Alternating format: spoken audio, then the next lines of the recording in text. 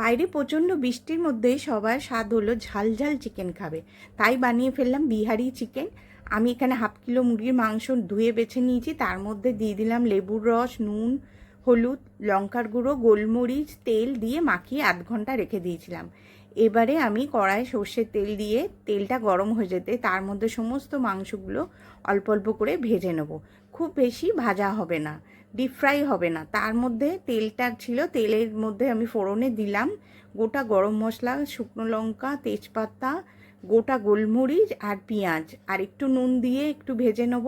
পেঁয়াজটা একটু ভাজা ভাজা হয়ে যেতে একটু গোল্ডেন কালার আসবে, তার মধ্যে আমি থেতো করে রাখা রসুন, আদা, কাঁচা লঙ্কা আর একটু টমেটো কুচি দেব।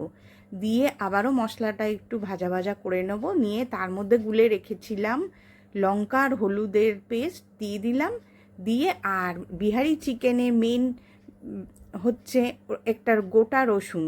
এখানে তোমরা 2টো রসুনও দিতে পারো, আমি একটা রসুন দিলাম। দিয়ে আমি এটাকে মশলাটার সঙ্গে মাংসটা নিয়ে একেবারে কষিয়ে নেব ভালো করে এপুট উপুট করে কষিয়ে নেব। যতটা কষানো হবে তার মধ্যেই মাংসটা সুন্দর একটা স্মেল আসবে।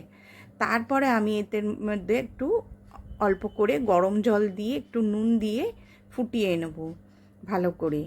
এই রেসিপিটা তোমরা ভাত, রুটি, পরোটা সবের সঙ্গেই ভালো লাগে, আর এইটা একটু একটু বেশি ঝাল ঝাল খেতে ভালো লাগে।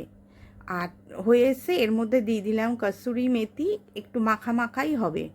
তো আমি গরম গরম পরিবেশন করব গরম ভাতের সঙ্গে। তোমাদের কার কার দেখে ভালো লাগছে আর খুব লোভ লাগছে, তো ঝটপট এরকম রেসিপি একটা বানিয়ে খেয়ে নাও।